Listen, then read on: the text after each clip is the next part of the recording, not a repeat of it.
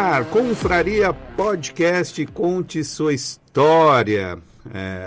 Episódio de dezembro, lembrando que nosso episódio sempre tem um tema, e o tema de hoje é fé. Então fica até o final que a gente vai falar sobre fé neste episódio. E nossa convidada de hoje é uma pessoa, hoje aí, bem conhecida, né? Principalmente aí no meio político. Então, daqui a pouco você vai saber quem é a nossa convidada de hoje aqui no episódio Confraria Conte Sua História. E lembrando dos nossos parceiros, né, que fazem tudo isso aqui ser realidade. Então, hoje nós vamos estar aí agradecendo ao Marciano da Farol Móveis. Então, você que quiser aí dar um up aí no seu escritório, ou você também comprar sua cadeira, a gente já falou algumas vezes aqui no podcast, a cadeira não é só beleza e conforto, tem ergonomia também, porque cada pessoa tem uma altura, um peso, então comprar a cadeira certa para você que passa o dia inteiro sentado, eu acho que é uma questão de saúde, não só de conforto. Também temos a parceria de Sueli Bianco Home Art, então aí a Sueli está com umas promoções para você que quer renovar aí a sua casa de praia. Então, entre aí no QR Code ou entre em contato com a Sueli, que, como diz a Sueli, lá ela não perde venda, ela vai com certeza ter um preço que vai caber no seu bolso. Também temos a parceria de Invicta Solar. Agora é verão, as temperaturas estão quentes, então para você não ficar assustado com a sua conta, né, a hora que chega pelo correio ou pelo aplicativo, então instale um sistema solar na sua casa, pague sua taxa e você não vai mais se preocupar com o ar-condicionado ligado o dia inteiro na sua casa. E também temos a parceria de ProServe. Então, você que é síndico, administrador de condomínio e quiser levar uma limpeza aí para os condomínios, entre em contato com a ProServe, empresas também que precisam dar aquele trato para deixar a sua empresa mais limpa, né, e mais aconchegante. Né? Então, quero lembrar você também, né, que é muito importante, não esqueça de se inscrever e deixe um comentário, acesse aí o sininho de notificação que nos ajuda a levar nosso programa para mais pessoas, nosso episódio. Então, agradeço de coração se você puder fazer isso por nós. Né? Hoje a nossa entrevistada, né, a gente vai fazer uma pergunta que eu fiz uma enquete quando eu ia entrevistar ela, que é a Graziele Sorato, digamos assim, né? Que é a primeira dama de Tubarão, né? E que quando eu fiz uma enquete aqui, que eu ia entrevistar ela, várias pessoas fizeram perguntas para eu estar fazendo para ela, mas eu vou fazer no decorrer do programa. Você não saia daí para a gente fazer essa pergunta que todo mundo pediu para eu fazer para ela, ser o porta-voz. Muito obrigado de você ter arrumado uma brecha no seu tempo, que agora como primeira dama e arquiteto, deve estar com um tempo bem escasso, né? Então, quero te agradecer o convite, uma honra estar aqui. Eu sempre gosto de participar de podcast, porque eu acho que a gente tem uma conversa franca, direta, e as pessoas, né, gostam de conhecer um pouquinho, de escutar. Então, eu sempre que me convidam, eu participo. O meu tempo é escasso, eu brinco. Tem gente que me pergunta assim, quantas horas tem o meu dia? E aí eu digo, Kleber, que eu acho que o meu dia tem mais de 24 horas. Eu tenho, assim, me dedicado bastante, né? Eu sempre tive uma vida muito ativa, então eu nunca fui muito de ficar parada. E acaba agora, lógico que eu tenho que estar bem organizado para conseguir dar conta de tudo. Então, hoje a gente conseguiu estar aqui. Ajustamos as nossas agendas, né? E deu tudo certo. Para falar para ela estar aqui, a gente teve que remanejar algumas vezes, né? Remanejamos. Mas deu certo. Eu não sabia ainda que, né, a gravação não era em Tubarão, enfim. E aí, no fim, deu tudo certo. Eu digo que foi melhor ainda a gente ter ajustado essa data. Porque eu estava em Cocal agora? Eu estava em Cocal, então aí eu disse, vou para... E eu não tinha, achei que era em Tubarão, estava bem tranquila. Resumo da ópera, eu estou aqui hoje, né, contigo. Vou conseguir ainda abrir a minha agenda para detalhes, para ainda trazer coisas que eu não ia conseguir fazer. Resumo, vou terminar meu dia, assim, mais do que satisfeita, fazendo tudo que eu tinha para fazer planejado. Então, eu sempre digo que às vezes as coisas acontecem alguns imprevistos, mas no final dá tudo certo. Parece que quando a gente tem um bom propósito, uma boa intenção, o universo nos alinha para as coisas corretas, né? Eu consegui realmente hoje fazer minha manhã muito mais produtiva, né? Eu fiz tudo que eu tinha para fazer, estava programado por o dia. Eu consegui já fazer tudo de manhã e consegui abrir a minha agenda para atender outras coisas que eu só atenderia na segunda-feira. Consegui já abrir agora à tarde, vai dar tudo certo e todo mundo atendido. Bom, antes de a gente começar o nosso episódio, a gente sempre pede para que nosso convidado traga um objeto para ficar na mesa durante a entrevista. Um objeto que tenha uma história, ou algo afetivo, algo emocional. E antes da primeira pergunta, a gente queria saber qual foi o objeto que tu trouxe. Tens dúvida? Tá aqui. Esse é o meu objeto. Então, gente, a pergunta está relacionada a esse objeto. Mas a gente não pode fugir das primeiras perguntas até chegar nesse objeto. Esse objeto. Então, Grazi, é o seguinte, a primeira pergunta que a gente sempre começa, né? Até eu recebi algumas críticas dos nossos... Que o programa aqui está bem assistido, né? A gente está aí com... Até é bom avisar, né? Comunicar. A gente tem espectadores de Boston, Los Angeles, Pará, Rio de Janeiro, São Paulo, Criciúma. Tubarão nem se fala, é a maioria. Né? Então, assim, eu estava fazendo a pergunta como foi teu parto, daí as pessoas, não, tu não tem que perguntar como foi o teu parto, como foi o parto da tua mãe, né? Quando você nasceu. Então, a primeira pergunta é como você chegou aqui na Terra, né? Como é que foi o parto da tua mãe quando tu nasceu? Então, Foi normal, cesariana? Até onde eu sei, foi cesariana. A fala que eu tenho da minha mãe, né, quando eu nasci, tem muito a ver aos meus primeiros 60 dias, que eu chorei muito. E os médicos tiveram dificuldade para identificar, e na verdade eu tinha uma infecção de ouvido. Então, por 60 dias, quando eu nasci, eu incomodei bastante. Porque por causa do ouvido? Por causa do ouvido, eu tive uma infecção de ouvido. Então, esse é um relato da minha mãe, e hoje, por incrível que pareça, eu tenho muita sensibilidade. Mas ouve bem? Eu escuto bem, mas eu tenho uma sensibilidade... Até bem demais? Até bem demais. As falas bem baixinhas? Uhum. Eu tenho uma sensibilidade muito grande, assim, a questão do escutar. Eu tenho um escutar muito desenvolvido, assim, e eu, na verdade, eu descobri isso há pouco tempo, né? Não é algo que eu sempre soube, mas hoje os meus ouvidos, eles são muito eficientes, né? E eu sempre falo, né, que a gente tem 2 ouvidos para escutar e uma boca. E às vezes a gente tem dificuldade dessa percepção, mas eu tenho essa relação, né, com o meu nascimento. Eu chorei muito porque eu tinha problemas, a infecção no ouvido, e eles levaram muito tempo para descobrir. O que eu gosto do Confraria Podcast são coisas que a gente sabe das pessoas que ninguém sabe. Uhum. Né? Então, nunca ninguém ia imaginar que ela teve problema de ouvido quando era bebê. Então, a ideia do Confraria Podcast conta sua história é exatamente contar realmente sua história. Segunda pergunta, Grazi, é o seguinte. A gente sempre pergunta qual foi a tua lembrança, a tua primeira lembrança do teu ser, tipo, tô aqui na Terra, sabe? Qual foi? Tipo, eu sempre digo que a minha era quando eu tinha 2 anos, eu estava no hospital. Foi a primeira, o lápis de memória. E o teu? Então, eu tenho uma lembrança que a gente... A tua primeira, a né? minha, assim, é algo que eu sempre lembro, e toda vida que eu encontro uma pessoa que tem cabelo crespo, e eu sempre falo isso. Quando eu era pequena, na casa que eu morei, ali até acho que uns 4 anos de idade, enfim, nós tínhamos uma piscina. Eu morei ali na rua José Evaristo Fogaça, do lado da narcoclínica. Tem uma igreja, ali tinha uma igreja do lado. Não estou conseguindo me atualizar. A José Evaristo Fogaça, na rua do Panifício Estrela. A de paralelepípedo ali. Isso. Eu morei naquela rua. E ali tinha uma casa, e a casa tinha piscina atrás. E aí eu sempre fui cacheada, né? Esses meus cabelos lisos aqui não é minha natureza.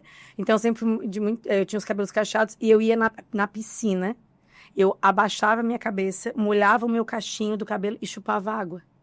Isso é uma memória afetiva que eu tenho. Então, toda vida que eu encontro uma menina crespa ou alguém crespa, eu digo, meu Deus. O gatilho já vem. Eu me lembro lá, aí a minha mãe, a piscina tinha uma grade, né? E eu sempre esperava aquela deixa do portão aberto para ir lá e botar minha cabeça, molhar na beirada da piscina. E que idade, tu lembra? Isso eu tinha esses 3 anos. E aí a minha mãe tinha muito medo, né? De eu cair na piscina e acontecer uma fatalidade. Um dia ela segurou a minha cabeça dentro d'água. Daí molhou o cabelo inteiro. Aí não, pra mim ter medo, né? Criar um medo pra nunca mais voltar. Mas, gente, eu tenho essa lembrança de chupar água. O cabelo escorria e eu chupava água. Então, a minha memória afetiva, assim, da minha infância é essa. Eu sempre fui muito perigosa, muito... tipo, dá pra virada. Dá pra virada. E aí, uma outra segunda lembrança que eu tenho é que sempre nas festas de aniversário, eu sempre ia toda arrumada, de vestido, de meia calça, de laço, de tudo. Mas eu sempre chegava toda destrambelhada, né? Ô, Grazi, tu é de uma família de quantos irmãos? Eu tenho só uma irmã. Eu sou a mais nova e a minha irmã mais velha. Então, tu já foi a segunda... Eu falo sempre que eu era pra ser menino. Por isso que eu sou um excesso de vaidade. Porque eu sou mãe hoje, né? A gente sabe que não se tem preferência, mas às vezes tu quer ter a experiência de ter um filho homem e uma filha mulher. Então, como a minha mãe já tinha tido a minha irmã, eu brinco que ela queria que eu fosse um menino. E aí eu digo que eu tenho uma foto que eu até tentei achar para trazer, mas eu não consegui, que eu tava com um abriguinho e uma golinha polo. Que você é menino? Não, aí o cabelo crespo, cacheado, eu era um menino. Eu dizia que aquela foto é a prova. Emanuel é o nome do teu filho? É a prova de que eu era para ser um menino. Mas tava parecendo o Manuel ou não? Tava. Eu Tava crespa, você? bem crespa. Só que o Manuel foi um menino loirinho, um crespinho loiro, e eu era um castanho. Então eu digo que eu era assim, era um menino que eles queriam ter. Então, a terceira pergunta, já tu respondeu, mas vamos fazê-la mesmo assim. Quando tu sai do hospital, tu vai pra Rua Evaristo. E fica até os 4 anos. Eu tenho uma lembrança disso. Depois eu fui morar a gente se mudou para um apartamento. Depois ali foi por um... Aí depois eu fui para um segundo apartamento. Mas as idades disso? Eu acho que eu me mudei ali com uns 4 anos de idade, quando a gente foi morar no apartamento. Eu fiquei nesse apartamento, acho que até os 9. Dos 9, nós nos mudamos para outro apartamento.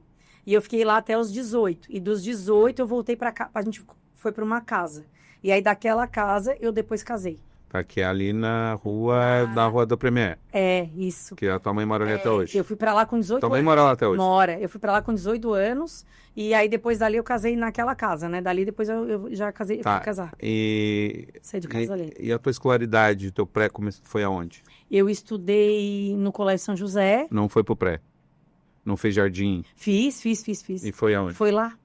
Também no São José? Na época do colégio tinha desde o início, né? Desde do verde, do amarelo, do amarelinho. O berçário não tem, mas... Eu já fui, eu não me lembro... Acho que diga, a partir de 4? Não, eu acho que é 3 anos, né? De 2 para 3. Então, com 3 anos... Eu já fui pro colégio, aí eu fiz tudo no São José. Eu estudei no São José até a 8ª série.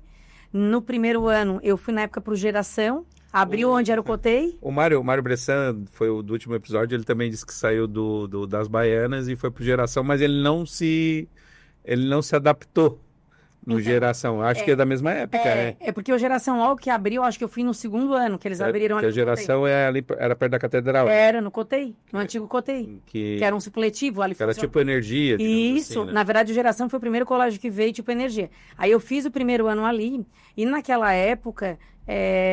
estudava-se em Florianópolis, né? Fazia o terceirão em Florianópolis. Então, a minha irmã, eu fiz o primeiro ano, a minha irmã fez o segundo. E aí, a minha irmã, no terceiro ano, foi para Florianópolis estudar para fazer vestibular. E como era muito concorrido, na época o foco mesmo era federal, né? Aquela coisa era toda, quem conseguia ir estudar fora, pelo menos para se preparar. E aí, eu fui junto com ela. Então, aí eu fiz o segundo ano no Catarinense. Que é um excelente colégio. Assim, um colégio que... Muita disciplina, né? É na linha do São José, uma linha assim, né? Eles lá são de padres, né?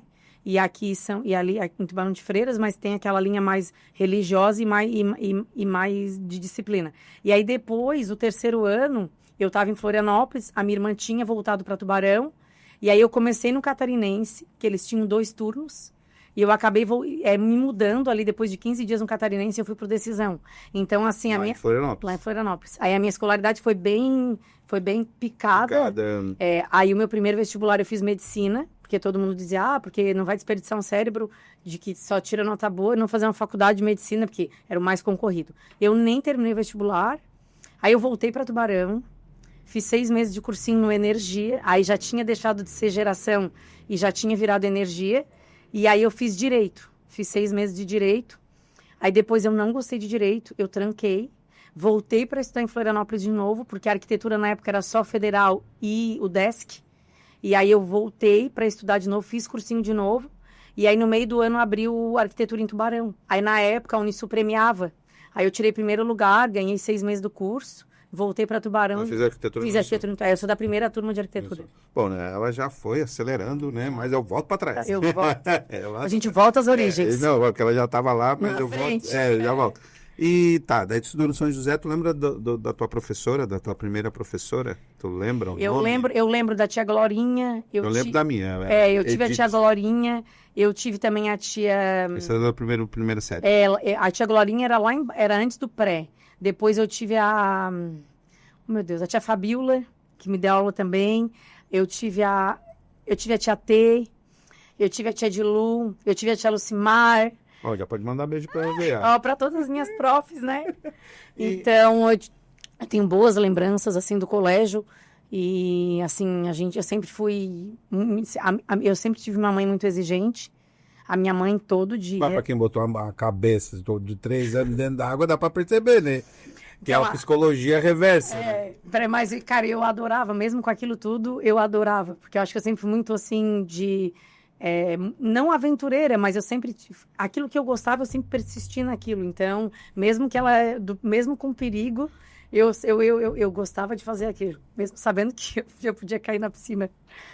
Ô, Grazi, e tem algumas amizades que tu lembra, assim, do ensino fundamental que veio até hoje ou não?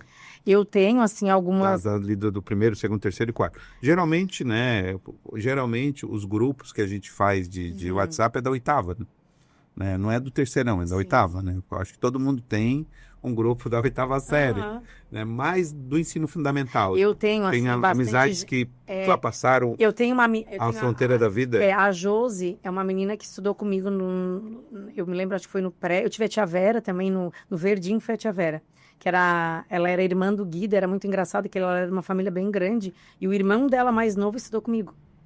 E aí, nessa turma dela, tinha a Josi. A Josi foi uma pessoa que eu encontrei depois de anos, agora. Ela é professora no município de Capivari. E são pessoas assim que eu encontro, hoje, com a política, eu venho encontrando muita gente. Sempre me lembrava dela, sempre via assim, né? Mas a gente não se falava, né? Acabava tendo menos contato. Mas eu tenho outras amigas, tipo a Cacá, filha da tia Beth, foi uma pessoa que o filho dela e o Manuel, o filho dela e o meu filho são amigos. A gente também teve, né? Foram se reencontrando de infância. Eu tenho outras, assim, também eu tenho uma amiga que já foi mais na época ali dos meus 15, 16 anos, que é a Renata. O Manuel estuda com a filha dela. E a Renata, quando a Renata ganhou, a Lívia dia 9 de junho, mas não nasceu dia 3 de julho. Nós botamos os dois no mesmo berço. Foi muito engraçado, ela foi me visitar, e aí nós botamos os dois um do lado do outro, né? Assim, a gente já era amiga... De lá de trás? Eu ganhei o Manuel com 30, e ela, né, nós éramos amigas desde os 15, 16 anos, e a gente teve filhos na mesma época. Eu tenho a Mariana também, que foi uma amiga minha de adolescência ali, que a filha dela também estudou com o Manuel hoje, a Sofia. Tem várias, assim. Teus avós eram de Tubarão? São. Os meus avós, na verdade, eu tenho a família da minha mãe, uma parte ela é de Gravatal, né? Eu sou ali da família dos Correias, do Gravatal, dos Esmeraldino. E a família do meu pai é toda de Tubarão. Mas tu é Esmeraldino do Lucas? Não tem nada a ver. Não, é outra. É que nessa linha tem os Esmeraldino, mas porque Gravatal é tudo muito. Famílias muito próximas, que aí um casou com o outro. Você é par da tua mãe? É, par da minha mãe. A minha mãe morou um tempo em Gravatal com a minha bisavó, né? Porque a minha avó teve muitos filhos. E aí a minha mãe uma época morou com a minha bisavó em Gravatal. E depois voltou para Tubarão. E eu, na verdade, tenho a infância, né? Tipo, eu me lembro exatamente do enterro da minha bisavó, que foi enterrada na igrejinha ali no Poço Alto, um pouquinho antes ali, e eu me lembro, né, desses... Porque eu vivi muito com a família da minha mãe. Como eu era muito artista, assim, arteira, a minha avó, da minha mãe, morava na Passagem, bem pertinho ali da Santa Terezinha. Então, ali naquela época era estrada de chão, era muito mais tranquilo, menos movimento. Então, eu normalmente, como eu e a minha irmã ficava com a minha avó do centro, que a minha irmã era mais tranquila, a mãe do meu pai, e eu ficava com a minha avó, que morava na Passagem, que na Passagem era muito mais tranquilo. Que tu era da pá virada? Eu era da pá virada, eu andava no meio da rua, eu brincava com todo mundo, eu tava na casa de todo mundo. Então, era essa a pergunta que eu ia te fazer, que já tá respondendo. Então, assim, como tu morava em apartamento, né? Então, as brincadeiras eram na casa da avó. Era. E daí se juntava o quê? Os coleguinhas, primos? Os primos, né? A minha avó eles eram 8 irmãos. E essa faixa lá na avó, na Passagem. Eu lembro que ali na Passagem tinha uns negócios de cavalo também. Também. Eu, na verdade, eu tenho muita lembrança. Mas a tua avó morava aqui ali na avenida? Ou mais a minha avó morava depois do quartel. Na Lauro Miller ali, depois do quartel. Lá perto do Rio. Lá perto do Rio, né? Aí tinha escolinha ali, eu não sei se era João João Teixeira, né? Não. Tinha uma escola depois do quartel, e aí mais na frente tinha a Pio 12, que era atrás da igreja. A minha avó morava do lado de um bar, que é nesse trecho ali. E daí ali as brincadeiras... Era ali. Quais eram as brincadeiras?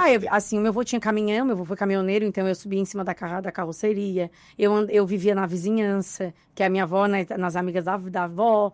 Aí a minha avó me levou algumas vezes na escolinha do Pio XII, porque aí eu ficava com ela, aí levava eu na escolinha para brincar. Então eu tenho algumas lembranças nos dias assim que eu ficava com ela, de ir ali naquela escola, de ir na igreja. Eu lembro muito da igreja da Santa Terezinha, no Bequinho. Era sair da avó e eu ia no Bequinho. E daí, tipo assim, as minhas brincadeiras... Eu tô com 50, tá? Você falou o quê? 45? 46. Então, as brincadeiras, o quê? Pé na bola, polícia ladrão, existia isso? Esconde-esconde, né? E lá na rua, Lá na rua. Se juntava e brincava ali. Então, agora vamos passar para a adolescência. Quando começou, tu saiu? O que existia? Ou tua mãe não deixava, não deixava? Então, eu vi uma fase porque a minha... Tu era uma pré-adolescente mais para criança ou mais para adulta? Então, eu vivia assim... Como a minha irmã era mais velha, tinha 2 anos de diferença, eu sempre vivi na cola dela. Então, a minha irmã já namorou desde cedo. E aí, toda a vida que a minha irmã saía, eu ia de chaveiro. A minha irmã saía com o namorado, eu ia junto. Então, assim, eu comecei a sair, né, nesse vínculo com a minha irmã. Então, eu sempre saí muito com ela e com o meu cunhado, porque eles casaram, né? A minha irmã namorou 5 anos e casou com 18. Então, a minha adolescência, como eu tenho 2 anos de diferença, eles tinham 18, eu estava fazendo 16, né? Mas eu tinha 12 anos quando eles começaram a namorar. Então, eu já saía sempre com eles. Mas você ia pra onde? Por exemplo? Lá, na Laguna, a gente passava o verão na praia, ia pro calçadão, mas aí tinha horário para voltar para casa. Calçadão de Laguna, não existe mais. Não existe mais. Nossa, isso, fez né? eu lembrar Então, a primeira vez que eu saí foi uma boate de Natal no Clube 7. Clube 7. Primeira vez que eu saí na vida, assim, que eu fui. Eu acho que nem existia Clube 29 ainda. Não. Existiu o 29 ali, né? Mas não tinha aquela coisa... Era a festa de Natal, sempre, normalmente, era no 7. Depois passou pro 29. Então, assim, minha primeira festa, eu não quis debutar, aí eu viajei, fiz um intercâmbio de 30 dias em Sarasota, numa cidade... De 15? Com 14. Com 14 anos.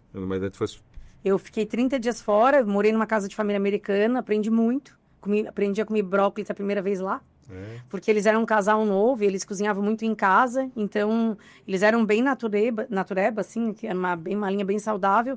E aí né, então, a gente viveu juntos, né? Eles tinham aqueles intercâmbios, né? Era através do IASIG na época, porque eu fiz aula de inglês. Então, eu fiquei esses 30 dias. E eu optei por não debutar. E aí, eu fiz a minha festa de 15 anos. Então, tinha aquela coisa, né? Que só podia sair depois dos 15 anos. E aí eu fiz 15 anos e depois a minha primeira saída foi em dezembro daquele ano. Não, festa de aniversário. Mas nessa tua época ali depois, vai aumentando assim, o que existia em Tubarão? Era o que era? Eu sou do tempo, assim, eu me lembro da Palladium, né? Eu não fui na Signos, mas eu fazia aula de dança. Mas Signos acho que é um pouco antes. Antes, eu dancei na Signos, entendeu? Apresentação de colégio. Signos, pra quem é de Tubarão, é ali onde é o boliche. Então, pra atualizar quem tá, porque pro Manuel, pra minha filha, onde é o boliche hoje. Então, ali naquela época, a Signos era uma boate, né? E aí, quando tinha essas apresentações de aula de dança de final de ano, que as escolinhas apresentam e tudo mais, eu dancei em 2 escolas, e aí apresentações era ali. E na Palladium também. A Palladium era na Patrício Lima? Na Patrício Lima, na Milênio, onde é a 1001. Era ali? Era ali. E também tinha circos na frente da Rodoviária Velha, não tinha também uma época? Aí a circos eu já não tenho lembrança. Já não tem lembrança? Não, Eu também sou da época da Recanto. Em Gravatal. Eu nunca me esqueço. Tinha Cidade de Luz também, né? Também tinha Cidade de Luz. Que era famosinho. Né? Também era famoso. Os bailes de Cidade de Luz, né? Também tinha. Mas na Recanto era assim. Na Recanto era domingueira, né? E aí sempre ia quem tinha namorado. Eles iam tudo lá escondido pra... Tu já namorava? Não, naquela época eu tava solteira. Eu e umas amigas, nós fomos um domingo. Chegamos lá, tinha um monte de amigos... namorados de amigas nossas. Aí era muito engraçado, porque todo mundo implorava pra gente falar. Aí eu dizia, então por que tu veio? Se tu veio... Na Recanto. Na Recanto. Então eu tive esse prazer, eu brinco, eu disse para minhas amigas, vamos lá só para ver como é que é. Porque domingo era um dia mais difícil de os meus, né? Tipo, meu pai não deixava eu sair domingo pra balada. Né? Domingo era dia de missa. E ficar com a família. E ficar com a família, não era dia de sair. Saiu no sábado, domingo não saía. Tinha que escolher o dia da semana, né? E ainda, às vezes, a gente viu o que tinha no mês inteiro para escolher onde é que ia, porque tinha que pedir e não ia num, ia no outro. Mas o pai levava e buscava ou não? Como eu tinha minha irmã e o meu Não cunhado, precisava o pai levar e buscar. eu vivi muito com eles. Na aba Eu deles. brinco que eu era o chaveirinho, né? Então, eles tinham que me aturar, porque eu sempre ia junto. E, ao mesmo tempo, para mim era uma tranquilidade, né? Porque eu sempre estava com eles, então essa coisa de levar e buscar sempre foi mais tranquilo. Mas eu também, depois dos 18, ali eu dirigia, e eu sempre levei muito as minhas amigas, né? Eu que levava e buscava, levava todo mundo, trazia todo mundo. Então, eu fiz muito isso, assim, por um bom tempo. Tá. Ô, Grazi, e com quantos anos tu conheceu o Sorato? Então, quem me apresentou o Sorato foi meu cunhado. Eu brinco que ele queria se livrar de mim. Aí ele apresentou um amigo dele. Eu conheci o Sorato, eu tinha 16 anos. Ele já era amigo do teu cunhado? Já. Já tinha 16 anos? Eu tinha 16 anos. Eles eram amigos já de infância, de turma. E aí eu conheci o Sorato numa boate de verão, último verão do Tourist, 24 de fevereiro de 2006. 2006? Não, 1996. Daí já ficaram aquele dia, não? A gente ficou naquele dia, aí eu brinco que meu cunhado já queria me despachar. Aí a gente namorou, a gente tem uma história de 10 anos, né? Aí nós namoramos 2 anos, terminamos, ficamos 2 anos e meio separados. A gente namorou, eu namorei outro, ele namorou outro, a gente não se falava. E depois nós voltamos de novo, namoramos mais 2 anos, terminamos de novo.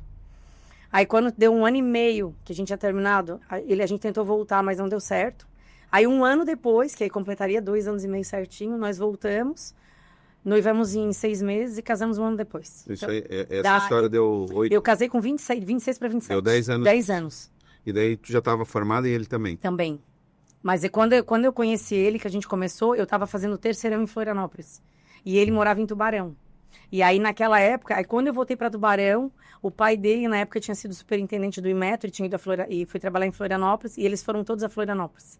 Pra morar lá? Pra morar lá. E aí eu tinha voltado para Tubarão. Então a gente ficou todos esses 10 anos lá e cá. Ou era ele lá, ou era eu. Tá aí, mas, por exemplo, assim, né, essas indas e voltas, né, era porque o amor era grande e não dava para ficar junto por outros motivos? Eu sempre falo que, assim, né, a distância sempre foi um desafio, porque a gente namorou sempre final de semana. Né, ele fazia faculdade em Floripa, eu estava estudando em Tubarão, eu também já trabalhava, né, o Kleber, uma das coisas assim que eu sempre falo e eu digo para todo mundo, é a importância de trabalhar fazendo faculdade. Eu por uma necessidade, né, o meu pai perdeu um sócio, e naquela época eu tinha 18 anos, eu voltei de Florianópolis, eu fiquei em Tubarão por uma necessidade, então eu comecei a estudar e a trabalhar, então eu nunca tive essa disponibilidade de, assim, a gente tá morando longe, é isso, né, lá e cá. Então, isso dificulta, porque às vezes, né, vai pra lá, vai pra cá, vai... Então, nessas horas que é muita dificuldade. E assim, ó, eu não sou... A gente pensa que eu tô casada... Eu tinha 16 anos, quando tudo começou. Eu tenho 46, são 30 anos atrás. BR não era duplicada, a gente não tinha essa facilidade de carro, tudo era de ônibus, né? Eu ia sempre de ônibus pra Florianópolis, voltava todo domingo à noite. Então, assim, eu digo que são as pedras no caminho, né? E aí também a questão de maturidade... Né? Existe um contexto de maturidade, de evolução, né? Então, assim, ele entrou na faculdade, morando em Florianópolis, todo um mundo, né? Diferente. Eu no interior, mais limitada, né? Vivendo mais um dia a dia mais corriqueiro, mais trivial. Então, cada um estava seguindo o seu caminho. E cada um buscando, né, os seus objetivos. Eu falo que a gente sempre se deu muito bem, mas sabe aquela coisa, assim, de... Não deu certo, terminava. E eu nunca fui de ficar ficando. Então, a gente sempre terminava mesmo. Eu sempre fui muito braba, né? Não quer mais? Não tinha mesmo. Não quer. Então, vira a página e toca o teu baile, eu vou tocar o meu. Então, eu sempre fui muito defocada nisso, sabe? E quem pedia pra voltar? Todas as vezes foi ele. Mas quem terminava era ele? Terminou. A primeira vez ele terminou. A segunda vez, ele tinha me traído. E eu descobri. Você tá sabendo aqui, ó. Mas lá em Floripa ou aqui? Lá em Floripa.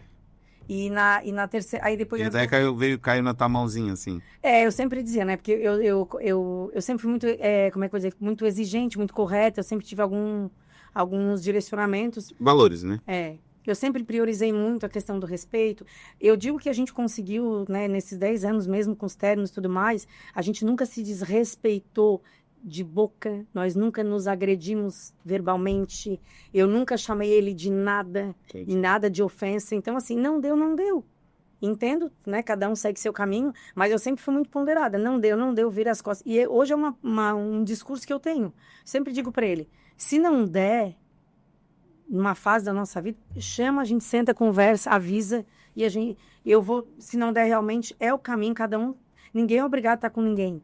Eu tenho assim, eu acredito que a pessoa tem que ter vontade própria. Ninguém faz nada obrigado, é muito difícil, né? Porque, na realidade, tipo assim, o casamento hoje tem que querer ficar, né? Se um já não quer ficar, melhor não ficar. E aí eu falo assim, ó... Hoje se quer mais ir do que ficar, melhor ir. Eu falo assim, ó, hoje tem filhos, né? A gente tem uma série de coisas. Então, assim, por respeito aos filhos, por respeito à família, por respeito à vida, a Deus, tira o teu time de campo e caminha um caminho certo. Porque quando tu sai do caminho, tu vai ter que voltar pro caminho. Então, tu vai ter que te pedir perdão, tu vai ter que te reconciliar, pra tu conseguir depois voltar em linha, pra quem tem fé, não tem outro caminho. Tu pode cair, mas tu vai ter que te alinhar de novo, caiu, volta pra andar na linha. Então, pra facilitar o teu caminho, o meu caminho, eu dizer pra ele, vem, não tá dando mais, então cada um segue seu caminho, mas anda em linha. Não precisa ir lá pra voltar. Então já vai em linha, não deu certo, respeita, termina, vai. E eu acho que foi isso nesses anos mesmo ali quando eu descobri que ele tinha ficado com outra pessoa e tal, eu falei, não tá dando? Se tu fez isso é porque não tá dando. Então vamos fazer assim, respeito a minha família, a tua família e a nós. Deu, segue o teu caminho e eu sigo o meu. Essa foi a última vez que vocês terminaram? Isso foi a do meio, né? A do meio. Aí quando ele me procurou, com 1 ano e meio que a gente tinha terminado, eu na época tava namorando outra pessoa, e aí eu tive bastante influência da minha família, assim, a minha mãe me questionava muito, quer dizer, vamos voltar de novo? Vamos terminar vamos namorar por quanto tempo? Aqui já sabe o que... Aí, aquela velha história especial, mais uma vez. Mais uma vez. Mais uma aí, vez. na pressão de tudo, eu recuei. Não quis voltar. A gente até chegou a ficar, a gente foi jantar, tudo. Eu fiquei um pouco mexida, mas aí eu fiquei insegura. Eu disse, não, deixa assim. E aí, naquela época, ele ficou bravo comigo. E ele disse que nunca mais ia falar comigo. Essa do meio, né? Antes de eu voltar pra casar. Antes da última vez. A terceira vez. Quando ele voltou, me procurou pra voltar, e eu fiquei insegura e não voltei. Aí, o que aconteceu? Isso foi em dezembro. Então, fazia 1 ano e meio que nós tínhamos terminado, e ele me procurou. E aí, 1 ano depois, em janeiro, a gente tava 1 ano sem se falar. Ele estava em Floripa, eu estava em Tubarão. Ele também tinha namorado outra pessoa. Eu também tinha namorado outra pessoa. O pai dele veio a falecer. E aí, o pai dele veio a falecer. O pai dele faleceu dia 13 de janeiro. E naquele Natal anterior, a mãe dele tinha ido me visitar e foi me levar minha toalha de banho, que sempre ficava na casa dela, porque eu ia para Florianópolis, eu tinha um kit de sobrevivência, né? Eu tinha toalha de banho, eu tinha escova de dente, tudo eu tinha lá, porque cada vez que eu ia, já estava lá, porque eu não ficava levando e trazendo. E aí a minha toalha tinha ficado lá. E ela estava na esperança de eu voltar. Então a tua mãe era meio contra e a mãe dele meio a favor. A mãe pela insegurança, né? Para não ver tu sofrer. E a mãe dele, a gente sempre se deu muito bem. Eu sempre, assim, tive um relacionamento muito bom com a minha sogra.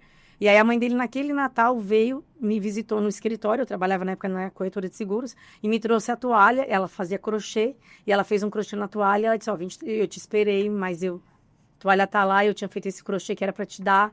E aí tu não veio, então eu vou te entregar a toalha. E aí eu tinha falado com eles em dezembro, os pais dele. Mas a gente não tinha se falado. E aí chegou dia 13 de janeiro, o pai dele faleceu. O pai dele faleceu de quê? O pai dele, na verdade, ele infartou quando foi prefeito e 12 anos depois ele foi refazer a ponte de Safena. E ele faleceu no procedimento cirúrgico.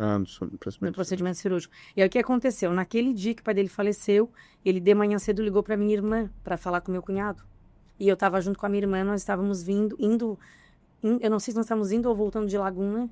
E aí eu acabei indo no velório do pai dele, até porque os meus pais se relacionavam muito com um tio dele, e aí na época a gente foi, né, por todo o contexto, eu também tinha namorado anos, e eu tinha relação, e naquela época ele também namorava uma pessoa, eu tava solteira, eu tinha terminado o relacionamento que eu tava namorando, e aí depois da morte do pai dele, nós voltamos a nos falar.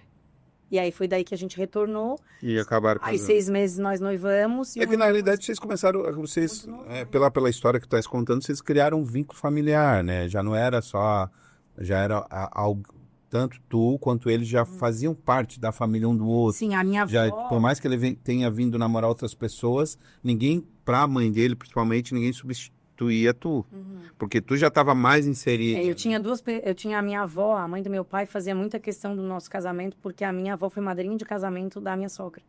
Então já e a gente tinha um vínculo. Já existia lá, que daí tinha teu cunhado.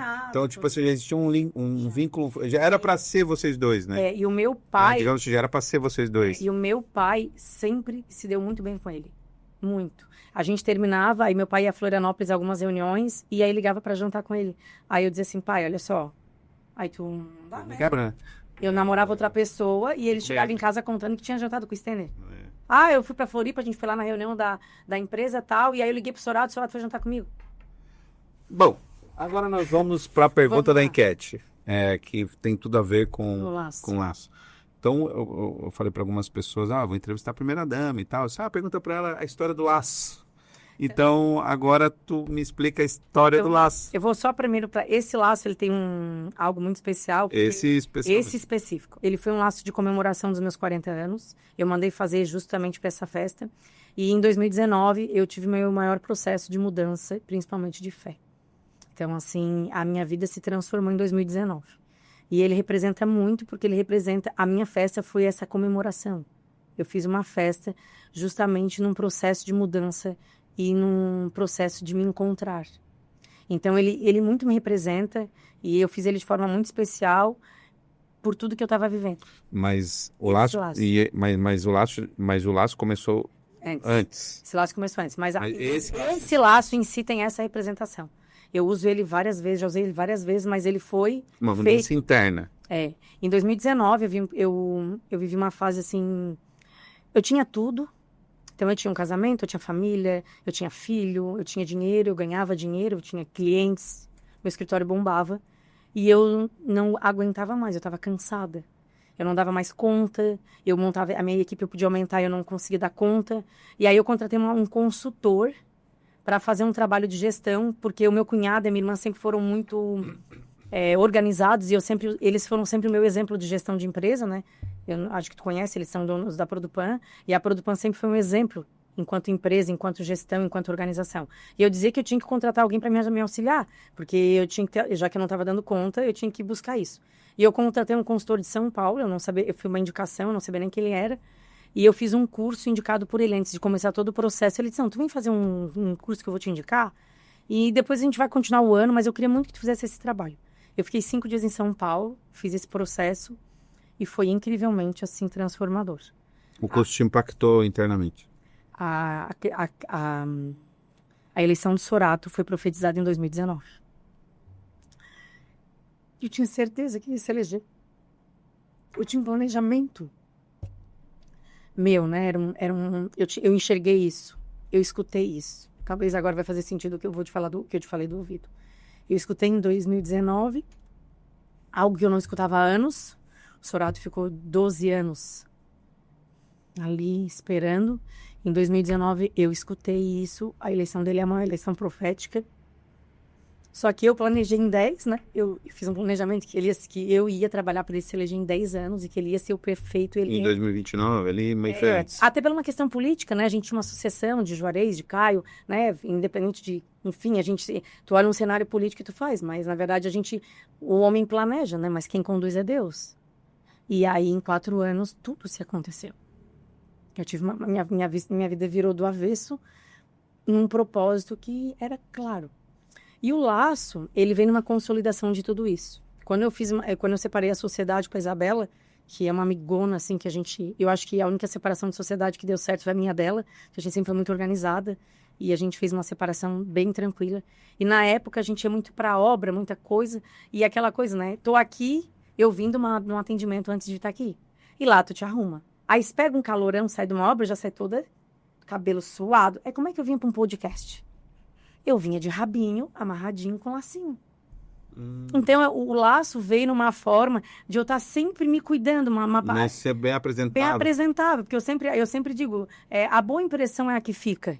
né? Não é que a pessoa vai te julgar pela tua aparência, mas isso já dá uma autoestima, tu tá arrumada. Eu cheguei aqui bem tranquila, porque eu tinha me arrumado. Onde eu fiquei lá, eu não passei calor. Eu trouxe meu secador aqui se precisasse, meu spray de cabelo, porque eu queria estar apresentável aqui no teu programa, né? Eu tenho esse cuidado, eu me preocupo de me entregar para as pessoas da forma que eu gostaria que elas se entregassem para mim, né? Então, eu tenho esse cuidado, eu sempre fui muito cuidadosa com isso.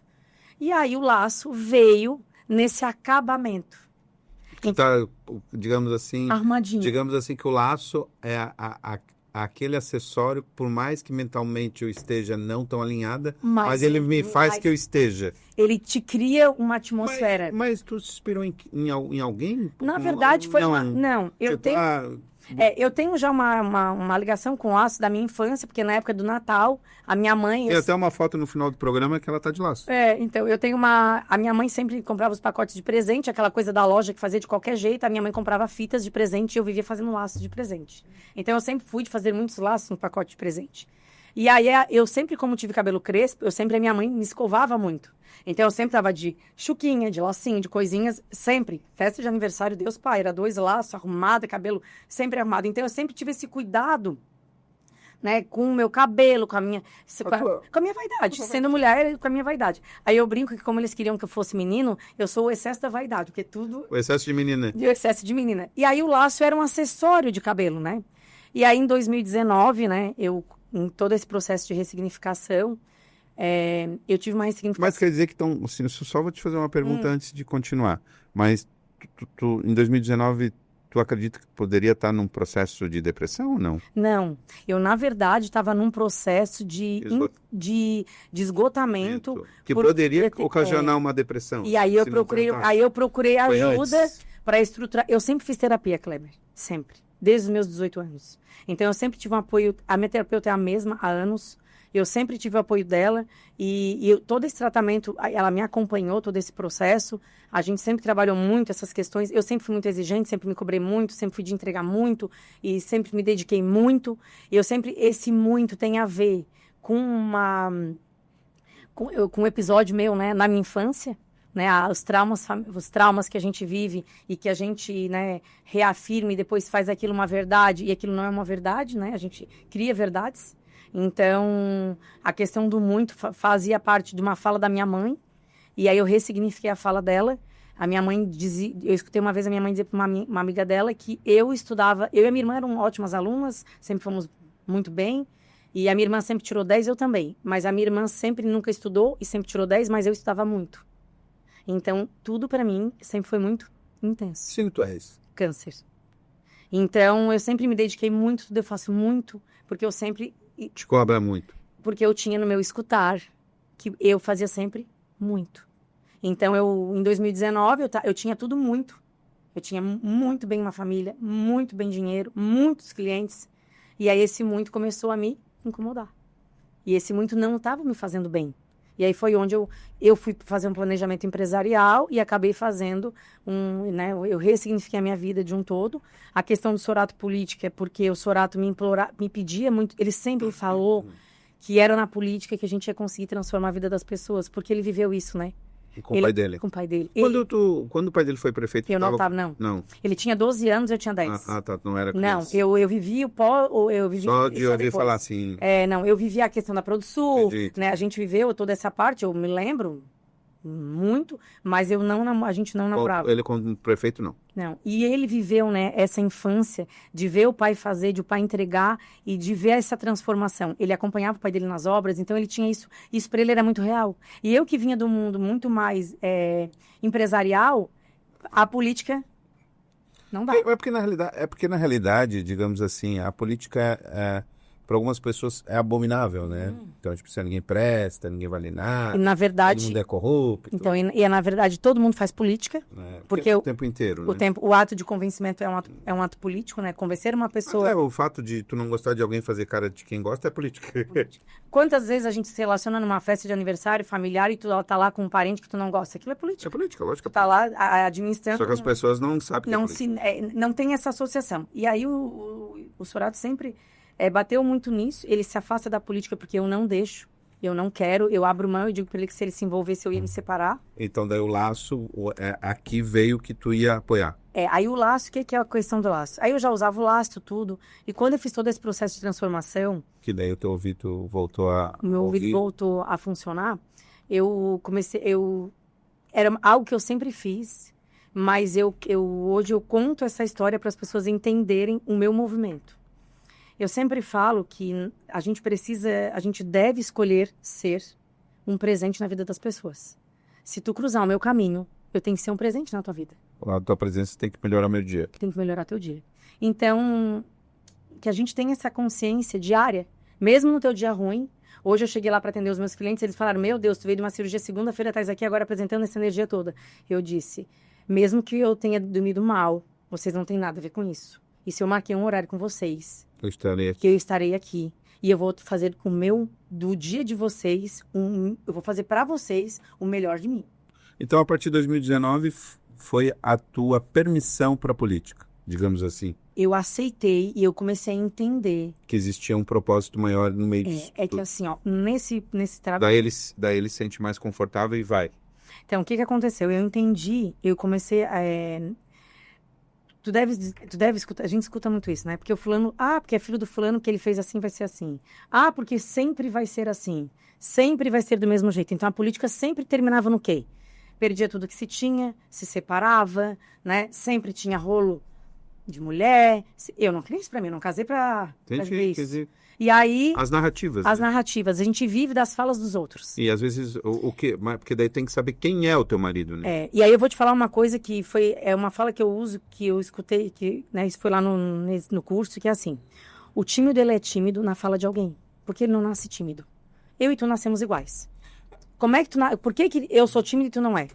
Tu se constrói tímido na fala de alguém que diz que tu é tímido.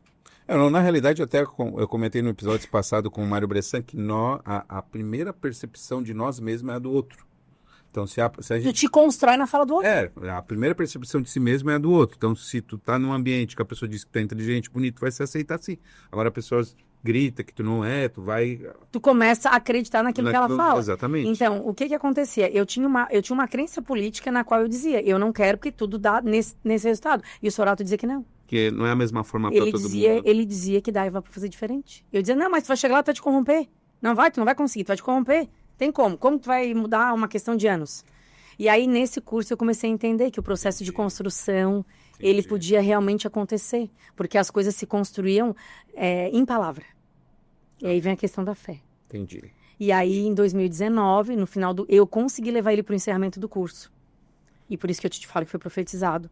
E o professor, na época, pediu para algumas pessoas levantarem a mão e se quisessem dar relatos. Eu levantei e ele me chamou no meio de 1.000 pessoas. E eu fui lá na frente, dei um relato e disse que daquele dia em diante ele podia se envolver em política, ele podia se candidatar ao que ele quisesse, que eu ia eleger. E daí já foi para deputado, daí, né? Não, aí ele foi para vereador. Aí todo o processo, né, eu nunca entendi muito de política, sempre foi dele, né? Então ele sabia que para conseguir, ele já tinha ocupado outros cargos públicos por indicação, né? Daí ele foi com o coração livre, né? Aí ele foi a vereadora, a gente trabalhou, né? Então se elegeu. A questão de deputado foi um pedido do Jorginho na época, o Jorginho precisava. Na época o candidato era outra pessoa que acabou desistindo, então o Jorginho pediu para que ele viesse a deputado. Ele não ia perder nada, ele não perderia o cargo dele de vereador, ele, né, se candidataria, se não desse certo ele voltava. Então ele estaria honrando os votos dele, e aí ele foi, e aí deu certo. Ele foi deputado estadual. Daí foi secretário da... Aí ele foi nomeado pelo Jorginho chefe da Casa Civil. Aí ele... Que é ali, né? Ali com o governador, né? E aí depois, com tudo que aconteceu em Tubarão... Ele acabou... Eu acho que ele foi um dos candidatos com um recorde histórico de voto, né? 73%. De todos até hoje. Todos os tempos, até hoje. Pra tu ver o que aconteceu aqui, né? O que aconteceu... Que eu te falei. É que assim, ó, quando a coisa, quando ela é construída em palavra, e quando essa palavra é a verdade... Deus. Engraçado, né, que a gente teve uma conversa que nada é fácil, né? Tá fazendo esse podcast não é fácil. Então, não foi só com o Sorato, tá sendo comigo também, né? Então, quero agradecer os meus ouvidos que não são teus, conseguiu ouvir o que tu quer me dizer. E história bonita, nossa, eu tenho certeza absoluta que quem está nos assistindo está sabendo pela primeira vez, a grande maioria das pessoas, da origem, né, Mas do só nosso prefeito. para finalizar, só para finalizar a história do laço, que eu estava te falando ali de a gente ser um presente na vida das pessoas, todo presente ele tem um. Quando tu ganha um presente, normalmente o pacote de presente tem um laço. Então eu uso um laço na cabeça, porque eu digo para as pessoas que eu me entrego na forma de um presente. Para as pessoas. E o laço ele é um símbolo para que eu nunca esqueça disso. Porque quando eu tenho um laço na cabeça, cada vez que o meu dia pode tendenciar a não ser o melhor dia, eu lembro que eu tenho um laço na cabeça. E que esse laço representa que eu tenho que ser o melhor, eu tenho que ser um presente na vida das pessoas que cruzam o meu caminho. Que lindo, Grazi. Muito bonito. Ó, então, para você que estava... Então, esse é o sentido do laço. Agora, né, que a gente já está chegando... Só vou falar com o meu produtor aí. Temos quanto tempo aí, produtor? 10 minutos? Para nós encerrar, temos 10 minutos. Então, assim, Grazi, como é que tu tá lidando com as críticas? Eu falo que, assim, é um exercício diário, né? É na fé que a gente não desalinha. Né? É entender... Aí eu gosto de ser números... Quando eu tô falando de críticas, é em relação à política. A política, sim. Vamos lá. Então, eu vou falar do lixo, que foi a pior situação que a gente viveu agora. Mas que bom que foi no começo, né? O que eu vou te falar? Porque já pensou se fosse no final? Sim. Porque ainda dá para construir uma nova história. A gente está construindo uma nova história. Na verdade, vai levar um tempo para as pessoas enxergarem isso, mas a gente tem feito uma série de movimentos dentro do governo, da gestão, justamente para estruturar. A gente começou na educação. Primeiro, a gente fez o primeiro embate, que começou no início do ano, foi com as creches credenciadas. A gente confirmou que nós iríamos continuar com os credenciamentos das creches, só que nós íamos fazer a gestão pública de forma decente. Se a vaga tem para todo mundo. Não é porque tem o cunho do fulano ou o cunho do Beltrano que eu vou conseguir botar minha criança na escola tal. A gente fez um levantamento e nós tínhamos 400 vagas ociosas no município. O que é vagas ociosas? Eu tinha uma turma com 5 alunos, mas com uma professora, com a merendeira do município, com tudo estruturado, eu podia ter 10. E aí o município comprava a vaga. No início do ano, nós tivemos um embate com algumas mães que, por falta de entendimento, vieram e protestaram essas questões que a gente não dava mais a vaga na creche credenciada. E aí vamos lá, aí vamos falar de gestão. Qual era o problema? Quando eu tenho uma vaga do município, eu tenho uma devolução do governo federal. Então, eu recebo um valor, um custeio para essa criança. Quando eu tenho uma vaga do convênio, que aí eu tenho a Proet, Joana de Ângeles, lá da menina, eu tenho também um outro tipo de convênio, que eu tenho uma ajuda do governo federal. E quando eu compro na credenciada, o município só paga. Então, como gestor, o que tens que fazer? Ampliar a tua rede de convênio e do município, melhorar a tua estrutura, porque é onde tu tens uma ajuda de custeio, tu tens os professores concursados, tu tens a estrutura do município, e ela é uma entrega de qualidade, porque ela tem uma fiscalização, e eu vou comprar, sim, da rede credenciada. Entendi. Entendeu? Primeiro vamos arrumar a nossa casa. Para depois. Eu vou comprar. Entendi. Isso, Kleber, eu não tenho exato, mas eu devo ter tido uma economia esse ano de quase 5 milhões. Entendi. 5 milhões é reestruturar a rede do município, é reformas, é entrega de parquinho, é dar uniforme para as crianças que nós vamos conseguir comprar o ano que vem. Então, a gente veio com uma série de mudanças de gestão que, aí, tipo assim, não refletiu tanto, porque só reflete quem tem aluno, quem tem filho estudando. A outra parte da população nem sentiu isso, porque não vivia, não estava com a... Não vê. Mas daí o lixo vê. O lixo vê, porque o lixo atende todo mundo. E até porque também o que acontece, né? É que o lixo, tu paga a taxa de lixo e não tem coleta de lixo. E a gente daí a galera, pra que eu pago essa taxa de lixo? Mas aí a gente vem também aí vamos fazer uma retrospectiva do maior escândalo de corrupção que tinha a ver com lixo. As pessoas não entendem qual é a empresa, existe uma dificuldade de entender. Eu acho que a prisão do Juarez foi por causa do lixo, né? Foi na questão lixo, né? Não foi na coleta, a princípio, assim, o processo da Serrana era na parte do aterro sanitário, né? Então, a situação foi ali. E hoje, porque todo mundo continua entregando ali, porque só tem eles. Tem algumas situações hoje que os municípios ficam vinculados e limitados, porque mesmo com alguns problemas, a justiça sabe que está entregando ali. Não tem ninguém que não saiba que está entregando ali, porque só tem um aterro sanitário hoje mais próximo do município, é aquele ali. Mas, enfim, a gente vem de traumas, aí vamos falar do trauma do lixo. Entendi. Há 2 anos atrás, Tubarão viu o trauma do lixo. Aí teve o rolo da taxa de lixo. Que aí, a partir do momento que existe um processo, uma denúncia de propina de lixo, o que tu tá entendendo? Que tu tá pagando mais por uma coisa que podia pagar menos. Só que hoje o município já paga mais. A taxa que a gente paga hoje, ela já não é suficiente. O município já coloca em cima. E é o que acontece, para as pessoas entenderem, a coleta do lixo hoje ela é feita por quilo. Então, a empresa recebe por pesagem. Então, a gente tem um acompanhamento do que ela coleta. Então, se ela coleta, ela é pesada e ela recebe em cima disso. E aí, nós mexemos em algo que atinge a todos.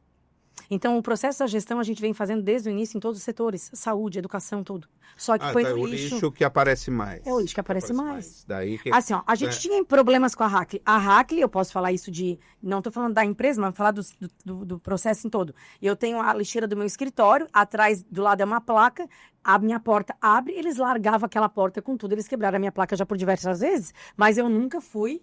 Porque eu sei que acontece, o funcionário às vezes ali na corrida bate, estraga. Eu fiquei já sem coleta de lixo, de ter que ligar pro pessoal do lixo e vir coletar. Só que antes, imagina 30 anos um sistema que rodava. Aí a gente teve que mexer, porque já não dava mais para postergar. A gente fez uma série de análises, né, para entender, e aí a gente mexe naquilo na maior dor. Mas hoje o que eu posso te falar? Isso nunca existiu em Tubarão.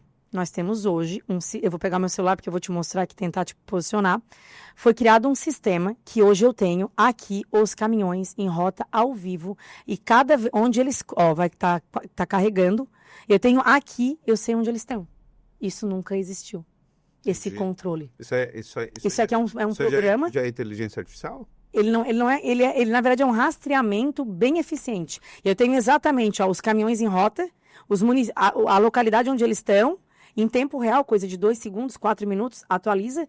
E aqui, vamos dar um exemplo. Essa rota do caminhão, deixa eu só achar o caminhão aqui, peraí. O caminhão é amarelo, tá? A rota está em amarelo. Tudo que é laranja é onde ele já foi. Tá, e quantos caminhões hoje tem? Hoje a gente tem uma frota ali que gira em torno de 8, tá? É o contrato, eu não sei exatamente dos contratos, mas é no mesmo que já rodava. Agora eles vão descer mais 2 caminhões. A gente teve um problema sério de contratação, muito difícil. Mas na realidade, digamos assim, né? É ser humano. Então, assim, vamos supor você que está me assistindo agora, né? Não porque a Graça está aqui, mas vou colocar. Você decidiu que você saiu de uma casa menor e a sua vida melhorou e você quer comprar uma casa melhor para você e para sua família. Então, você vai ter um processo de mudança. Isso aí. E esse processo de mudança, você vai passar um caos. Né? Então, você vai encaixotar, vai tirar as coisas do lugar. Você vai atrasar. As coisas vão ficar toda suja no processo. Você vai ter que transportar, só para você entender, né? Daí você vai ter que transportar algumas coisas para o caminhão. As coisas que você consegue sozinho, você vai levar. E tem coisas que você vai pedir ajuda, que é os mais pesados, para depois você levar para outra casa. Chegando na outra casa vai ter uma bagunça, até tudo botar no lugar. Vai valer a pena. E depois de tudo botar no lugar, vai chegar um momento que você esqueceu que passou aquele processo de bagunça. Então, por exemplo, o que aconteceu foi a bagunça da mudança. Eu falo que assim, mais ou menos isso. Eu gosto de falar de coisas de mulher. Tá? A bagunça da mudança. Tu tá lá, quer fazer uma plástica. O resultado da tua plástica vai levar no mínimo 1 ano. Até aparecer. E tu vai lá e tu paga. Tu paga, tu contrata, o médico vai tu vai ficar toda destruída. Todo o procedimento. Porque na realidade, até então, não existia nada, não estou aqui puxando o saco, nada, enfim, mas não existia nada que pudesse detonar o Sorato, certo? Sim. Daí veio o lixo, começaram a bater. E foi bem no meio da viagem. Não, foi bem no meio da viagem. A viagem, na verdade... Daí a galera caiu mais em cima por causa... Mas para entender, né? A viagem era uma feira em Barcelona, na qual o Sorato foi representando a Amurel. E aí ele comprou a minha passagem para ir junto, porque outros prefeitos que também iriam, estavam levando as suas esposas. E como eu sou arquiteta, a feira era de cidades inteligentes. Então era uma oportunidade de eu também conseguir filtrar com ele algumas coisas. E o Kleber... eu sou a única pessoa no município hoje que trabalha e não recebe nada, eu trabalho de forma voluntária. Então, era uma oportunidade que eu tinha pagando com o meu dinheiro, a minha passagem, pagando todo o meu custeio, mas de ser um suporte para ele, e em tudo isso a gente conseguir trazer as informações. E ideias novas. E ele foi pela Amurel, representando a Amurel, apresentou um projeto lá, que é da parte do sistema de chuvas ali, que eles têm hoje um controle na Amurel toda, eles têm um sistema que foi criado, e hoje eles levaram aquilo, apresentaram, porque isso são soluções que dá para fazer em outros municípios que são cortados por rios e sofrem com essa problemática das cheias. Então, eles criaram um programa, enfim, que hoje faz uma gestão. E a gente foi lá para ver essas coisas de gestão. Estava lá o prefeito de Joinville, que deu uma palestra sobre a questão da educação, o prefeito de Mafra, que falou do sistema que ele fez através da inteligência artificial. Ele uniu todos os programas que existem na prefeitura. Então, foi para isso. E, coincidentemente, deu tudo na mesma data. Aí, eles já me separaram, falaram que eu fui lá para me... Eles me separaram, falaram que o senhor estava com uma amante, que eu fui lá para restaurar o meu casamento, falaram de tudo. Então, assim... Tava fugindo, tava de férias. Olha, não, que nós estávamos de férias. Eu brinco que a gente trabalhou mais lá do que aqui, porque tinha um fuso de 4 horas. Então, nós acordávamos lá às 6 horas, porque normalmente os eventos começavam ali 7, 8 horas, a gente tinha que ir. E aí, nós acordávamos, então, se era lá 6, aqui era 2. E aí, a gente tocava lá até umas 10 da noite, porque lá 10 horas era 6 no Brasil. Então, a gente trabalhava das 6 da manhã às 10 da noite, porque hoje com o celular... E tu trabalha tudo em qualquer lugar. Eu trabalhei, fiz a minha parte de arquitetura toda lá. Então, assim, existiu... A gente não quis dar muita explicação sobre isso, porque tem as pessoas que não querem entender, entendeu? Que não fazem questão de entender. Então, para que a gente vai ficar se desgastando? O que a gente resolveu? Tem coisas que, às vezes, o silêncio, ele faz parte do processo. Então, entendi. Até as coisas vão sendo ditas... Assim, a gente tinha um vice-prefeito, o Denis...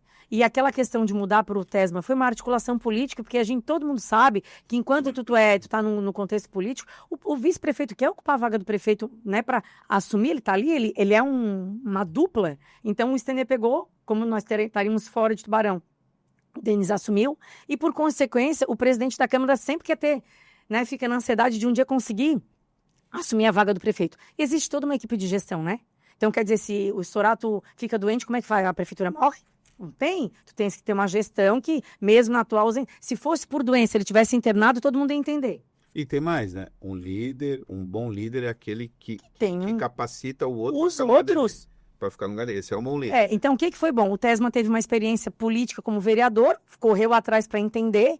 O Denis fez o papel dele também e acompanhou de perto. Todo mundo se dedicou e tentou auxiliar. Só que a gente dependia de uma empresa que tinha entrado e que estava ali, tinha que conhecer toda a situação, né? A gente fez a mudança, a Bom Jesus acaba deixando o município por entender que o custo que ela se propôs ali, né, que ela ofertou não ia pagar, a empresa não ia conseguir dar conta, então por isso que ela sai, e ela teve uma série de dificuldades, e aí vem a segunda, e aí tem uma outra coisa que as pessoas têm que entender, que na licitação a gente não escolhe quem está lá, né? A gente tem que deixar a pessoa entrar, ela apresenta a documentação, e aí se ela começa a não ter resultado, é que a gente começa a notificar, tal, até que a gente consegue derrubar. Então, assim, não é um pintor que tu contrata, o cara não fez o serviço direito no primeiro dia, tu vai lá e diz não quer mais. Não funciona assim. Então, eu acredito que a questão do lixo hoje, a gente tem uma série de evoluções, e eu te falo, graças a sei onde eles estão. As pessoas me ligam, sei onde é que estão. E a gente tem feito esse feedback de acompanhar de perto, no entendimento que agora o município sabe o que está acontecendo. Então, na realidade, já está normalizando, né? A galera já... Não, já eu sempre digo, ainda bem que foi no início, né? Que se fosse no final, seria... Não, eu falo que assim, eu acho que as pessoas têm que entender que foi no início. Para organizar alguma coisa... Porque outras coisas vão ter impacto, mas não vai ser da visualidade só para também dar ali uma fala que todo mundo pergunta na rede social. A UPA. Nós não abrimos a UPA em 6 meses porque o projeto estava errado. Ele estava uma UPA até as 22 horas. O que nós... 4 horas. O que nós íamos fazer mas essa UPA é desde a época do Manuel, né? Não, sim. Mas aí eu te falo, é uma série... Eu cheguei em Tubarão... Sim, o Sorato era secretário de gestão. Em 2007. Desde a época do Manuel que essa UPA tá para sair. Aí tu imagina nós chegar... Mas vai sair na gestão dele? Vai. A gente tem uma programação... Aí assim, né? Acontece várias coisas, nós adaptamos toda ela para ser 24 horas, então teve uma reforma. A gente tá fazendo a reforma, agora deu um problema de telhado, uma série de coisas que vão aparecendo, que a UPA tá ali há anos, né? Então já começa aqui, tem coisa ali que já é de manutenção. Tá todo o sistema comprado de equipamento, todo o imobiliário foi contratado. Tem previsão? Assim, eu não gosto de falar em datas porque não depende de mim. É para ser para início do ano. A gente tem uma programação. Em 2026 ela vai funcionar. Vai funcionar. Em nome de Jesus. Amém. Né? Tá, agora que o nosso programa já tá no limite. No limite, mas A gente sabe, né, que eu também trouxe aqui o Marciano. Tá. Né, Marciano, então, eu ia falar do Marciano da Sueli, são grandes parceiros. Meu Deus, cadeira tem que comprar na Farol, que eles têm as melhores cadeiras. Vou fazer aqui propaganda pro Marciano. E a Sueli, com certeza, né, uma grande parceira minha também na arquitetura. É um ser único para mim, né? Não, ela é uma pessoa muito especial, muito. Mas eu entrevistei aqui o Marciano, a gente falou sobre o Natal, daí ele sempre fala que é responsabilidade do CDE, mas que a prefeitura tá junto, né? Mais para um level, né? Então, a minha esposa é do Pará, até quero parabenizá-la, que apresentou o TCC de Direito agora em dezembro, tirou 10, parabéns. Parabéns para ela. Tirou 10, ela tira 10 em um TCC de Direito, para mim é bastante coisa. Sim, né? com certeza. Tirar 10, né? Enfim.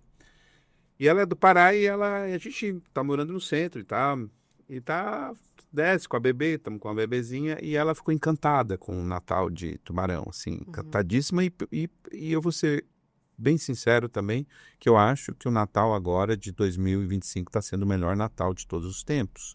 Bastante coisas diferentes, não é porque tu estás aqui, Não, sim. né? Até... Ainda vou te dizer que ainda não ficou como eu queria. Eu vi lá o showzinho, daí eu vi lá uma barraca que tá vendendo churrasco, chopp, Tudo mais organizado. Nossa, uma coisa assim completamente diferente.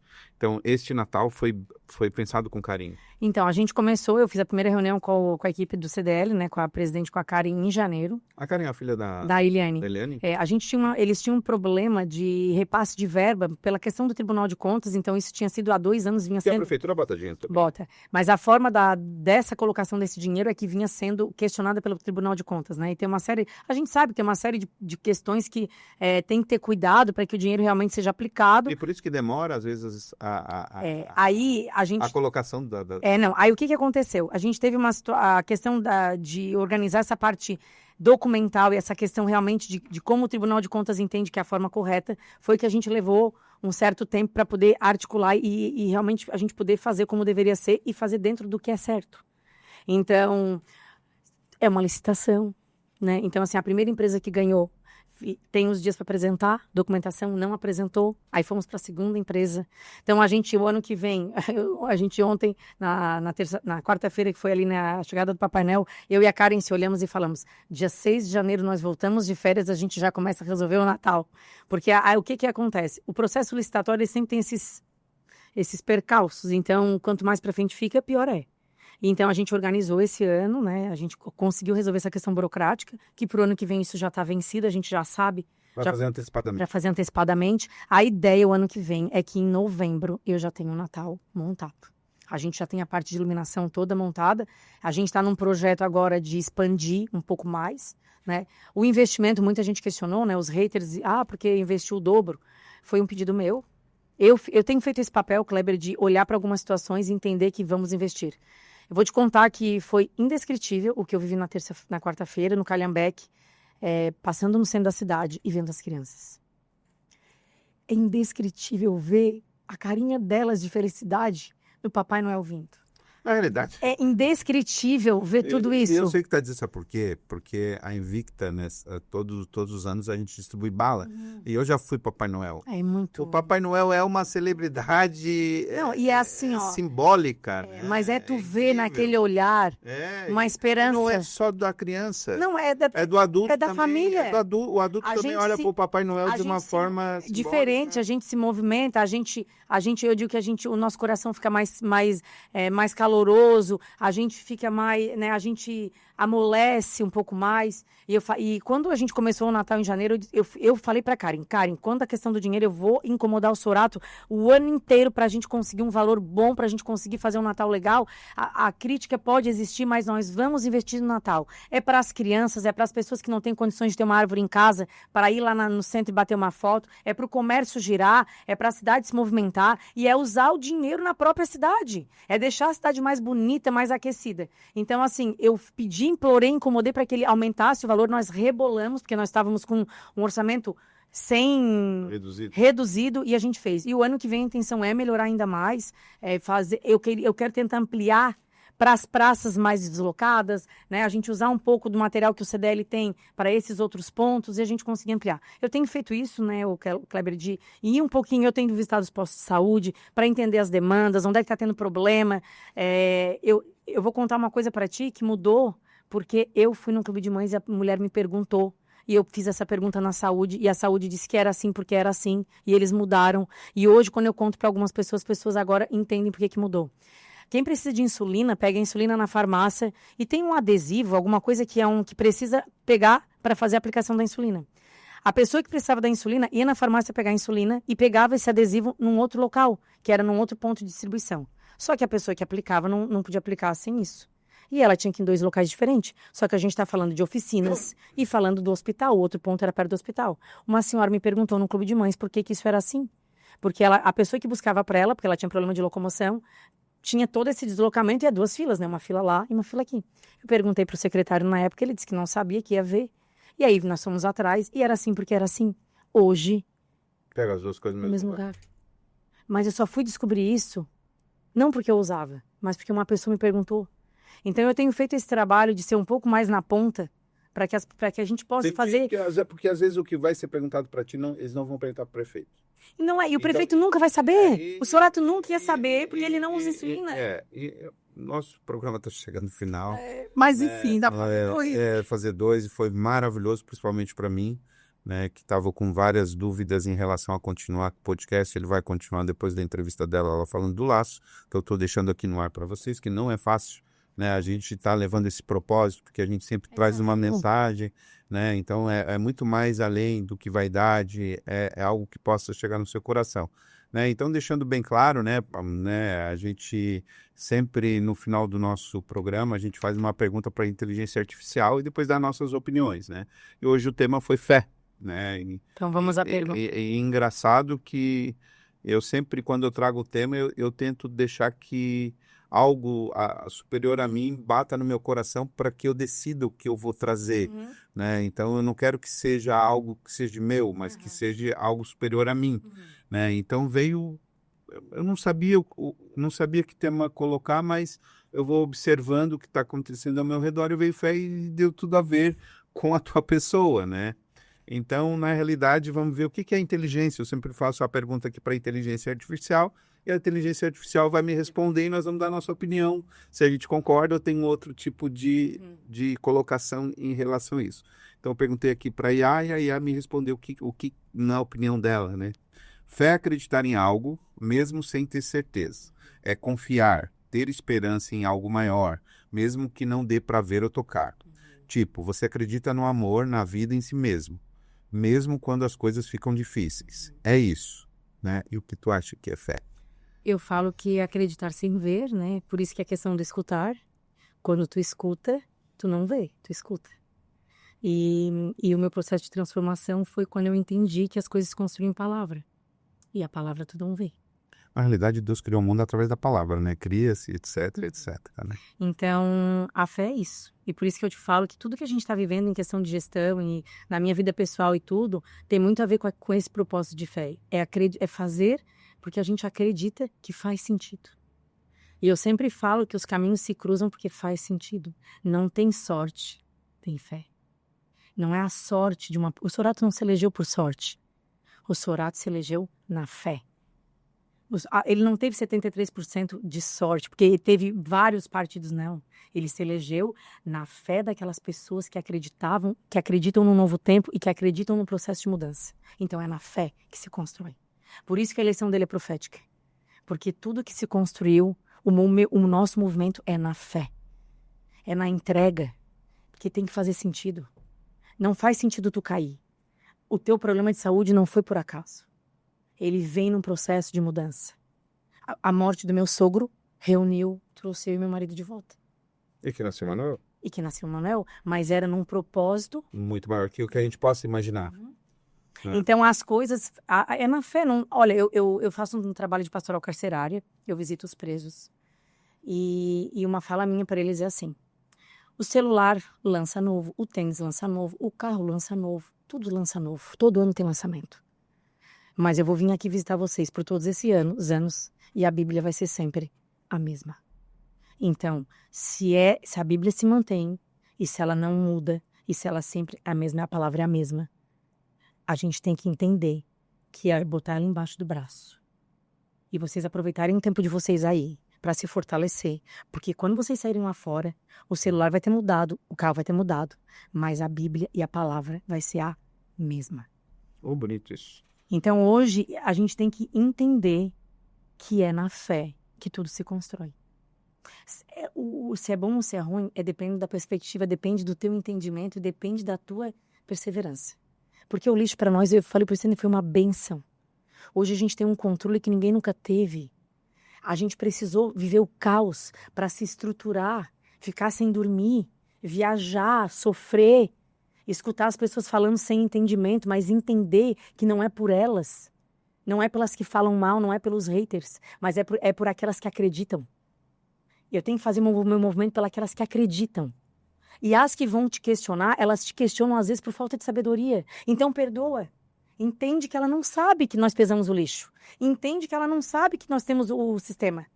Mas ela fala porque ela está na angústia, ela está lá com o lixo na porta dela. E ela vê só naquele momento aquele problema, mas está tudo certo, é o que ela consegue enxergar. E às vezes é na fala dela que a gente também faz o nosso movimento de melhorar. Porque se também ninguém reclamar, tá tudo bom. Então vamos olhar para o todo, sendo tudo num propósito que vai ser para melhor. E é na fé. Ainda temos o quê? Mais 4 anos, né? Mais 3? Mais 3. Mais 3. Bom, gente, agora eu vou dar minha opinião sobre a fé. Para você que está nos assistindo agora, o que eu acredito, o que eu acho da fé? Eu acho que a fé, ela é a materialização dos nossos desejos, né? Tem até eu acredito que seja em Marcos, se eu não me engano, capítulo 10, versículo 3, que quando você ora, né, e para Deus, né, e você já sente que aquilo que você está pedindo já aconteceu no seu coração, mesmo que não tenha acontecido, seja a cura de uma doença, seja a realização de um sonho, seja a melhoria da sua vida, você tem que como diz os crentes, né, tomar posse, né, não duvidar, crer que o que não aconteceu já está acontecendo nesse momento, mesmo sem você ver, mesmo sem você tocar, né, você já criar na sua mente e no seu coração que aquele seu desejo já está concretizado, né, mas com tanta força que não tem outro meio de não ser, aquilo vai acontecer. E cientificamente dizem que nós temos a glândula pineal e a amígdala dentro do nosso cérebro, que são 2 componentes que existem, né? Olha como Deus é incrível, que nos criou com 2 componentes cerebrais que eles existem já para introdução da fé dentro do nosso cérebro. Então, nós temos a capacidade, né, e o poder de materializar todos os nossos sonhos, todos os nossos desejos. Mas qual é o problema? Às vezes nós estamos orando, às vezes nós estamos pedindo determinadas coisas, e isso eu falo por mim também, né? Às vezes eu quero uma melhoria de vendas, ou eu quero uma cura, mas a hora que eu saio da oração, a primeira coisa que vem na minha mente, será? E esse será já não é mais fé e nada vai acontecer. Então a gente tem que tirar a dúvida e ter plena certeza que nós temos um Deus para os nossos problemas. Então tem que falar para os nossos problemas que nós temos um Deus, né? E não dizer para Deus que nós temos problemas. Então, se Deus criou todo esse mundo na perfeição, para Ele é mole dar para você o que você precisa, né? Então, quero agradecer imensamente, né, a tua presença. Foi um grande programa mesmo, né? Programa especial de Natal, né? Desejar um Feliz Natal para você, um próspero Ano Novo, né? Que a gente aproveite o Natal da cidade, que tá lindo. Enfim, né? O Natal tá incrível, bastantes atrações, bastante apresentações. E antes de eu encerrar, né? Eu gostaria que tu deixasse uma mensagem, principalmente para o povo tubaronense, né? De Natal, Réveillon. Então, primeiramente eu quero agradecer, né? Pela oportunidade que a população de Tubarão deu para o Sorato e deu para mim, né? Eu sou muito grata, eu tenho vivido experiências incríveis e eu só tenho a agradecer por tudo isso. Desejo que todos tenham realmente um Feliz Natal, que no dia 25, que é o dia do nascimento, né, de Jesus, que a gente renove, né, as nossas energias, renove né, os nossos sentimentos, para que o ano que vem seja um ano ainda melhor do que foi 2026. Dizer para vocês que eu e o Sorato e toda a minha família, a gente tem se dedicado muito para todas as pessoas, a gente tem tentado entregar o nosso melhor, no entendimento de que a gente pode fazer muito mesmo pelas pessoas. E a gente está aqui nesse movimento para plantar uma semente no coração de cada um de vocês, né, que a gente pode fazer sim pelas pessoas e que a gente deve fazer pelas pessoas. E que é nesse processo de se doar que a gente evolui como ser humano. Sabe, assim, eu tenho essa clareza e que a gente nunca desanime, que a gente nunca perca a esperança, porque Deus sempre sabe de todas as coisas, e que sejamos sempre a nossa palavra, porque é em palavra que tudo se constrói. E quando a gente é a nossa verdade, eu sempre falo que Deus faz com excelência tudo que está programado, né, ou tudo que Ele deseja para todos nós. Então, que a gente tenha um Natal abençoado, né, que as famílias se reconciliem, que os amigos se encontrem, que a gente aproveite o nosso tempo, que é tão valioso. Um Feliz Natal, que Deus abençoe e que 2026, né, venha com muito mais saúde, muito mais energia e com um ano de muitas realizações para o nosso município. Bom, gente, infelizmente a gente podia ficar aqui muito mais tempo. Antes de eu terminar esse episódio, quero agradecer ao Marciano da Farol Móveis, cadeira ergonômica. O Marciano, tem feito um trabalho, toda vida que eu preciso de um projeto voluntário, ele faz a doação, ele contribui. A última doação dele foi para a Polícia Militar. A gente está montando a sala da Rede Feminina, da Rede Catarina, desculpa, e o Marciano fez as doações das cadeiras. Ele é um parceirão, a Sueli também. Então, assim, eu sou muito grata por eles. São pessoas que fazem um trabalho, Kleber, de bastidores e que as pessoas não sabem. E é bom falar porque são pessoas do bem que estão sempre colaborando. Sueli é uma generosa. Nosso patrocinador também, Sueli Bianco Home Art, que está me patrocinando a vida inteira, né? Então você já sabe, se quer mudar sua casa de praia, lá na Sueli Bianco. Invicta Solar, você quer economizar na sua conta de energia, agora aqui ó, o QR Code que está aqui na sua tela. E ProServe, limpeza de alto padrão. Feliz Natal para você, né? Que este Natal, que esse clima de Natal não seja só no Natal, né? Que seja o ano inteiro. Então, digamos assim, a gente às vezes quer tanto de Deus, quer tanto do universo, mas a gente não perdoa, a gente não abraça, a gente não releva. Eu acho que aproveita esse momento para olhar para dentro de você e perceber como está o seu coraçãozinho. Será que não tem que partir de você?